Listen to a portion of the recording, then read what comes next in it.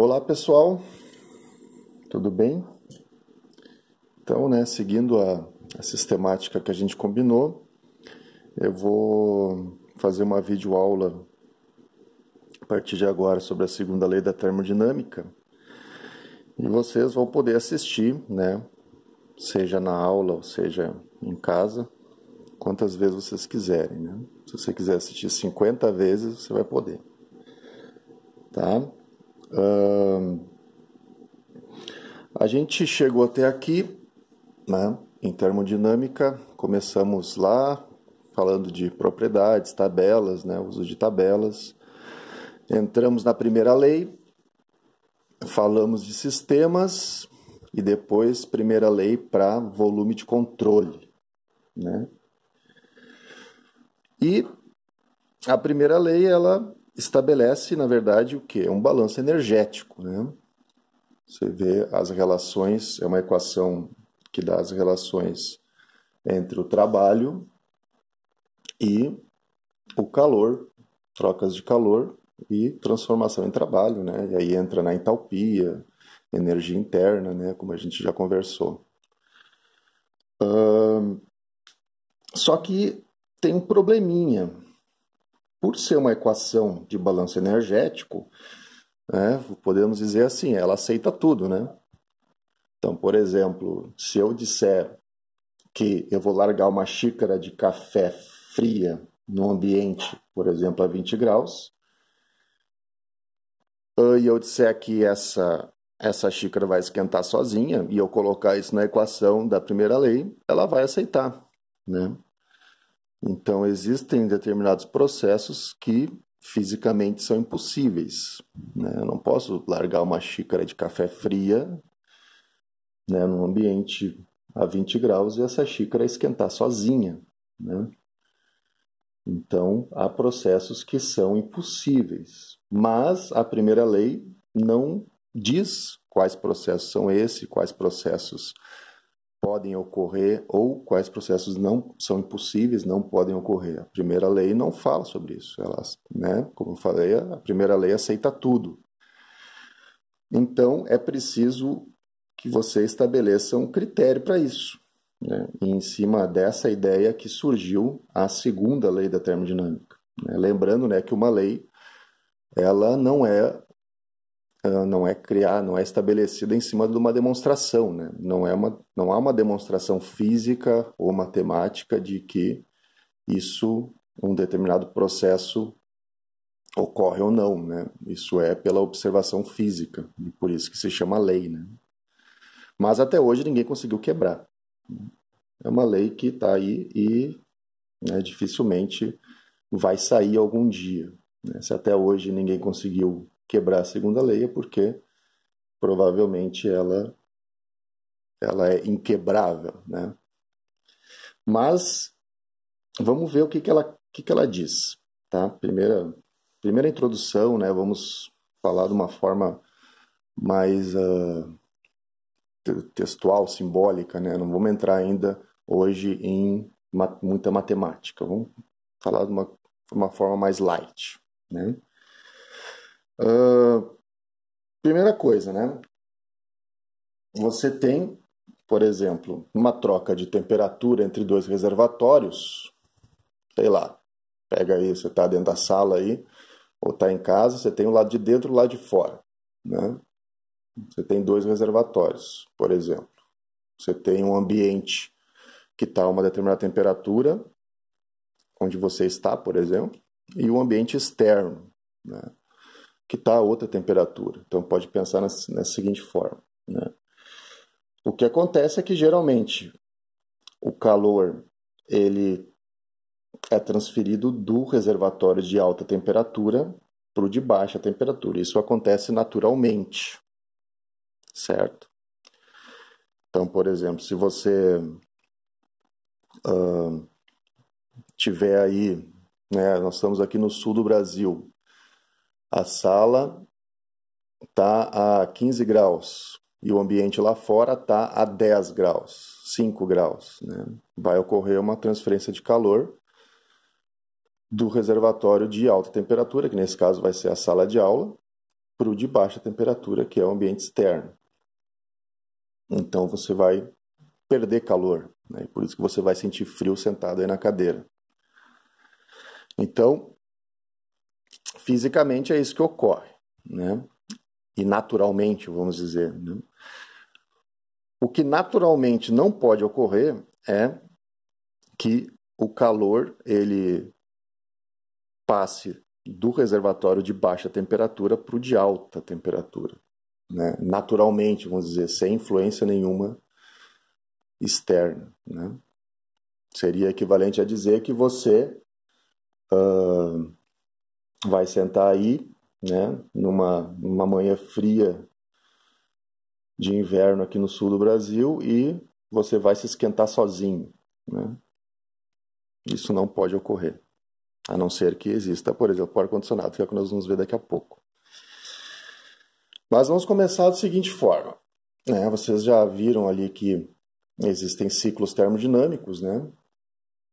E o mais elementar, o mais básico desse estudo é quando você começa a ver que um ciclo termodinâmico pode ser usado para criar uma coisa chamada motor térmico, né?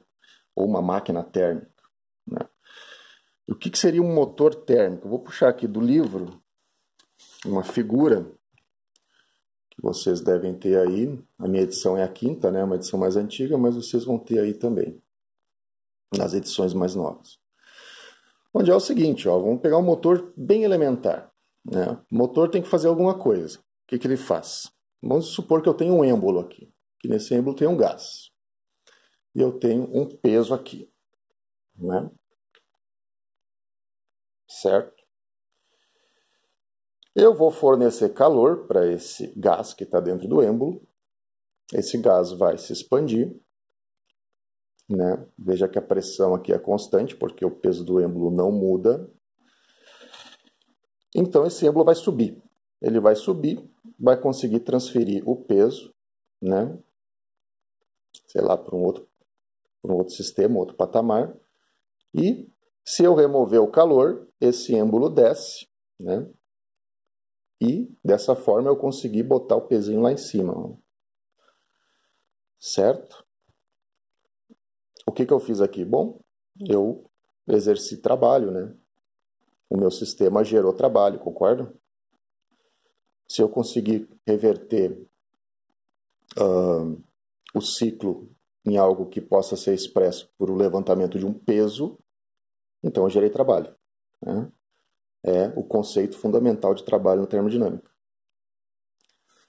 Então isso aqui seria uma máquina elementar. É claro que uma máquina exatamente como essa aqui não vai servir para muita coisa, né? Mas aqui o importante é você pegar a ideia, né? Isso aqui pode ser convertido num ciclo, né? Pode ficar fazendo isso indefinidamente, desde que você tenha as fontes de calor adequadas, certo? Então vamos aqui para o desenho, que é o seguinte, nós temos aqui, pode deixar aqui mesmo, o nosso motor térmico. O motor térmico, geralmente que pode ser usado para gerar trabalho, por exemplo, né? Em regime permanente, né? Vamos simplificar as coisas. Você tem aqui um ciclo de trabalho. Vamos supor que eu tenho um gerador de vapor aqui. E aqui eu estou fornecendo calor, certo? Que a gente vai representar por QH, que é o calor transferido. Aqui, ó, em meio de alta temperatura, né? QH. Sei lá, esse calor ele pode vir de alguma fonte. Por exemplo, se eu estiver gerando calor em uma termoelétrica, isso aqui vai vir de uma queima de um combustível fóssil, por exemplo. Se eu estiver numa usina nuclear, esse calor aqui vai ser gerado pela fissão nuclear, né? Se eu estiver numa usina geotérmica, isso aqui vai ser gerado por o calor, né, da Terra, né? Enfim, uma vez gerado calor aqui, ou gerado vapor, esse vapor vai ser conduzido por uma turbina, né? Como a gente já viu alguns exemplos anteriores. Essa turbina aqui, o calor uma vez, o vapor uma vez entrando aqui, vapor superaquecido, né, geralmente, você vai ter uma expansão desse vapor nas paletas e essa turbina vai girar. Ela girando, você gera trabalho. Ok? Então você vai ter uma redução da pressão e da temperatura nesse vapor, e esse vapor vai sair aqui geralmente com título, né? Título próximo de 1, mas vai sair com algum título aqui. Certo? Então podemos colocar aqui, ó, aqui de 1 para 2, etapa 1, 2, né? Aqui 3. Então 2 para 3. Entrou na turbina, saiu da turbina. Esse vapor já com título e já com a pressão reduzida e temperatura reduzida vai entrar numa coisa que a gente chama de condensador. O que esse condensador vai fazer? Nada mais é do que um sistema de serpentinas, né, que vão trocar calor. Essa serpentina vai trocar calor com uma fonte, que a gente chama, nesse caso aqui, de fonte fria, né, QL, ou reservatório de baixa temperatura, né, low. E eu vou transferir calor aqui para essa fonte fria. Então eu vou retirar ainda mais energia do meu fluido, de forma que ele saia do condensador, e é por isso que chama condensador, né?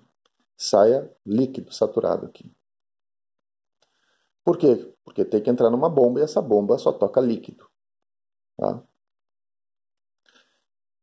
Essa bomba vai bombear agora o fluido que antes era vapor, agora a água, para o gerador de vapor, que vai novamente gerar vapor com isso e vai fechar o ciclo, né? E tudo volta ao estágio inicial e refaz o ciclo. Certo? A própria turbina aqui, ela fornece o trabalho mecânico para a bomba. Então você tem esse ciclo aí. Aqui onde está tracejado é o nosso volume de controle, né? Então, quais são as trocas do volume de controle com o resto do mundo? É o calor QH que vem da fonte quente, o trabalho que sai e o QL que você perde, né?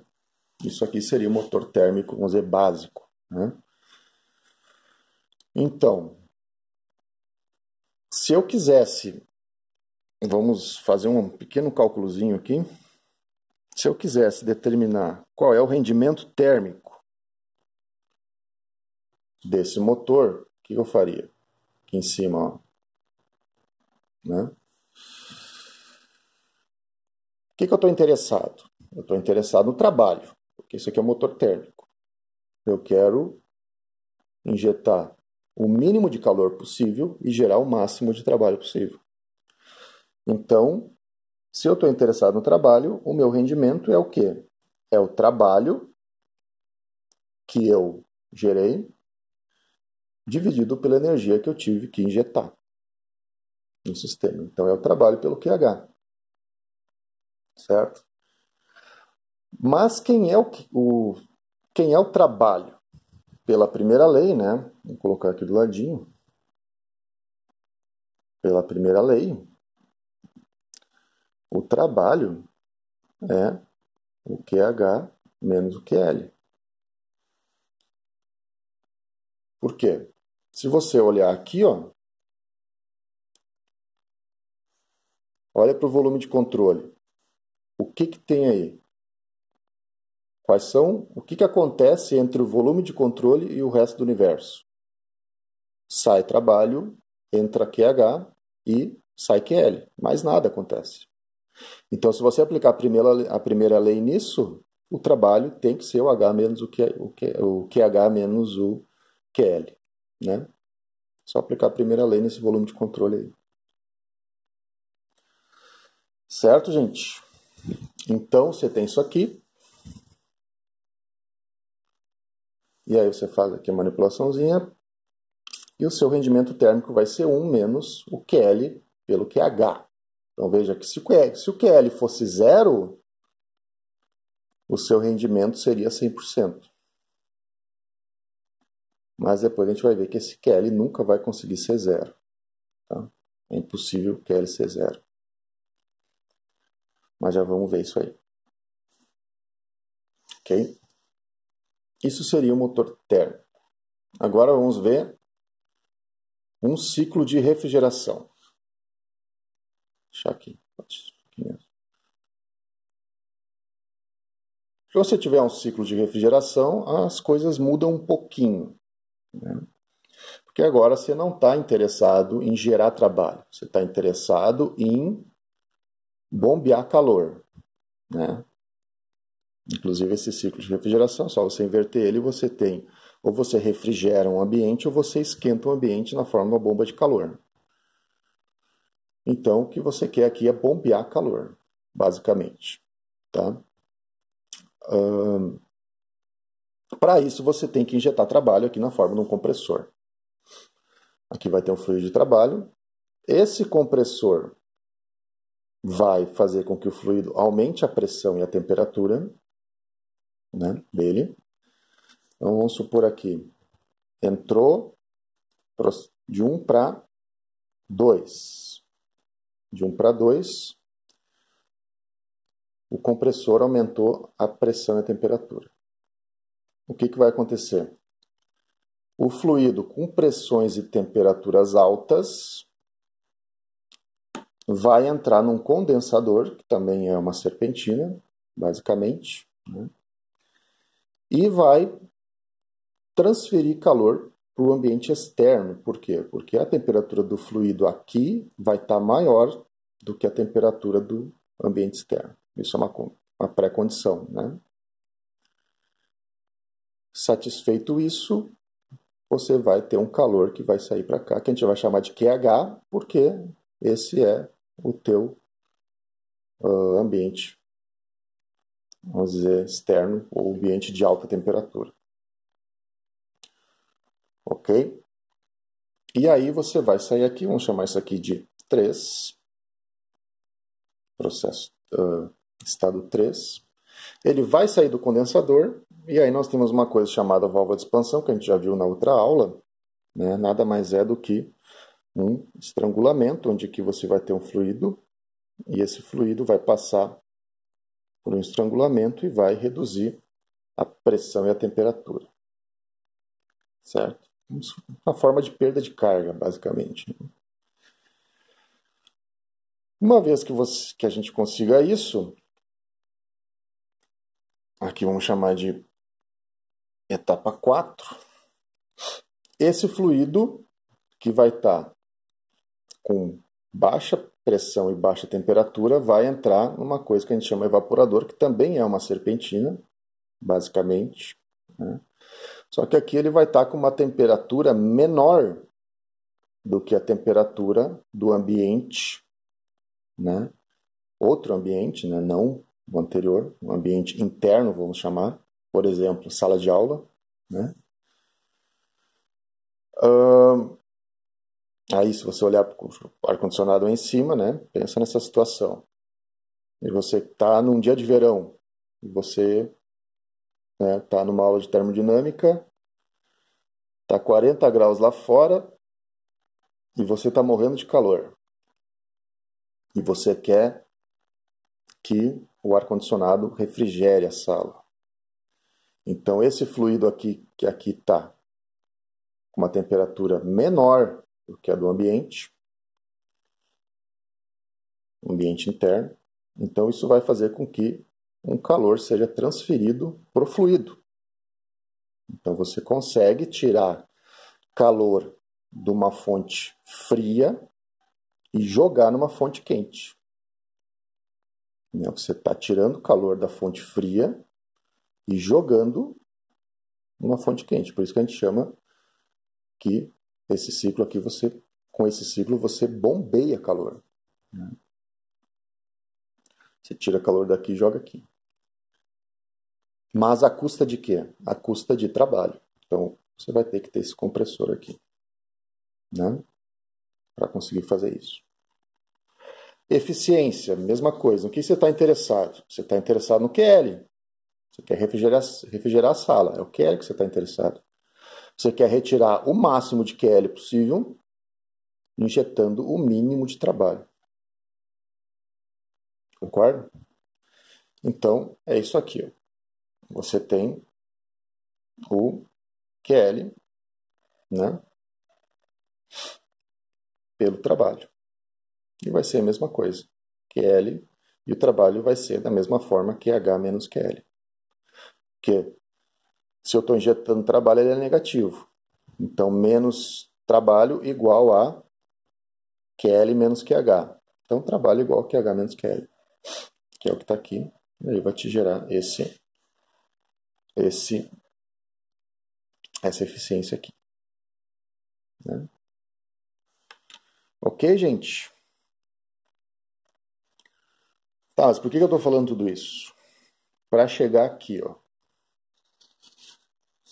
Porque, na verdade, a segunda lei ela está baseada, né? A segunda lei ela está baseada, deixa eu dar só uma ajustada aqui. A segunda lei ela está baseada em enunciados. Na verdade, isso aí é uma lei lógica, vamos dizer assim, sei lá. Ela me diz o seguinte, que tem determinados processos que são impossíveis. Tem coisas que não ocorrem na natureza. Por exemplo, é impossível eu transferir calor de uma fonte quente para um ciclo, né? Gerar trabalho sem perder um QL. Vamos ver lá no ciclo. Deixa eu botar aqui em cima que eu acho que fica melhor. Aqui, ó. Ok? Tá aqui o QH, aqui o trabalho. Essa caixa preta aqui é o ciclo. Quer dizer o quê? Qualquer ciclo, não importa. Em qualquer ciclo, obrigatoriamente eu tenho que ter SQL. Ou seja, eu vou sempre perder algo e isso implica que a eficiência nunca vai ser 100%. Nunca eu vou transformar X de calor em X de trabalho. Isso nunca vai acontecer. Porque sempre vai ter uma perda que é o QL. Né? Então, o que diz o primeiro enunciado? Que é o enunciado de Kelvin Planck. Né? É impossível construir um dispositivo que opere num ciclo termodinâmico e que não produza outros efeitos além do levantamento de um peso e troca de calor com um reservatório térmico. Né? Ou seja, eu sempre vou ter que trocar calor com 2 reservatórios térmicos. Certo, gente? Então isso é impossível. Até hoje ninguém conseguiu quebrar. Já tentaram, inclusive. Muita gente já tentou por muitas décadas, mas volta e meia aparece uma notícia aí de alguém que diz que conseguiu quebrar a segunda lei da termodinâmica, aí vão ver e tem sempre algum erro no experimento e nunca quebram a segunda lei da termodinâmica. Então, é uma lei bastante concreta e forte. Tá? Ou seja, sempre eu vou perder um QL. Isso, vamos dizer, olhando do ponto de vista de um motor térmico, mas eu posso olhar do ponto de vista também de um motor de refrigeração. E aí aparece o enunciado de Clausius. O que esse enunciado nos diz? É impossível construir um dispositivo que opere segundo um ciclo e que não produza outros efeitos além da transferência de calor de um corpo frio para um corpo quente. Ou seja, calor, tá aqui, não vai sair daqui do reservatório de baixa temperatura e ir para o reservatório de alta temperatura de graça. Não importa o que eu faça aqui nessa caixa, eu não consigo transferir calor do reservatório de baixa para o de alta sem um outro efeito, que no caso, qual é o outro efeito? Injetar trabalho. Eu consigo transferir calor de um reservatório de baixa e jogar num de alta, consigo, sem problema nenhum. O ar-condicionado aí em cima de vocês é a prova disso, né? Mas eu só consigo fazer isso se eu injetar trabalho. Sem injetar trabalho, no way. Certo? Então, são dois enunciados, mas que no fundo estão dizendo a mesma coisa, né? Ou seja, eu sempre vou perder um QL, e se eu quiser, sempre vou perder um QL quando eu estou gerando trabalho, e sempre vou ter que injetar trabalho se eu quiser transferir calor, né, de um reservatório de baixa para um de alta. Por que eles dizem a mesma coisa? Porque, no fundo, ele está dizendo o seguinte, ó, a eficiência nunca vai ser 100%. No fundo, é isso que ele está dizendo. Eu nunca vou conseguir jogar 100% disso aqui, nisso aqui, porque eu vou ter um balanço onde eu estou injetando um trabalho. E aqui, eu também nunca vou conseguir transformar QH em W, em trabalho, sem perder alguma coisa aqui. Então, no fundo, a segunda lei está dizendo isso, né? A eficiência nunca é 100%. Eu até posso inverter, por exemplo, o que seria natural, né, da energia passar de um reservatório de alta para um de baixa. Eu posso inverter isso, eu posso fazer o calor, fazer o caminho inverso, por exemplo, sair de um reservatório de baixa e ir para um de alta, mas preciso injetar trabalho, né? Se não tiver trabalho, não funciona, certo? Então, basicamente, a segunda lei, vamos dizer, conceitual, né? Conceitualmente, a segunda lei é isso. Claro que mais adiante a gente vai ver formas de equacionar isso aí. E conceitualmente é legal e tal, mas a gente precisa de equações, né? O engenheiro dimensiona e ele dimensiona baseado em quantidades. Para poder fazer isso, você precisa de uma equação. Então, nós vamos ver como é que a segunda lei é equacionada, e aí talvez demore um pouco, porque nós temos que entrar em conceitos como entropia, etc. e tal, né? Mas a gente consegue, tá? Então, vamos dizer, a primeira introdução para a segunda lei vai ser isso aqui. Eu vou sugerir uma leitura para vocês, que é a continuidade desse capítulo, tá, gente? Então anotem aí, isso da minha edição, né, que é o capítulo 7, que é a segunda lei da termodinâmica. Ali vai ser o 7.3. Leiam processo reversível. O que é um processo reversível? Depois, fatores que tornam irreversível um processo, né? Irreversibilidades. E depois disso, dei uma lida sobre o ciclo de Carnot, tá? Esses assuntos a gente vai ver na próxima aula, mas eu quero já que vocês deem uma lidinha, vai ter um tempo aí para vocês fazerem isso. Então, quem tiver o livro aí, dá uma lida, né? Ou pode ler no celular, que eu sei que muita gente tem o PDF do livro, ou se juntem com os colegas aí e façam a leitura. Aproveitem o tempo, tá, gente? De vocês. Certo? No mais, era isso. Agradeço a atenção, né? E esse vídeo vai ficar disponível no meu canal do YouTube.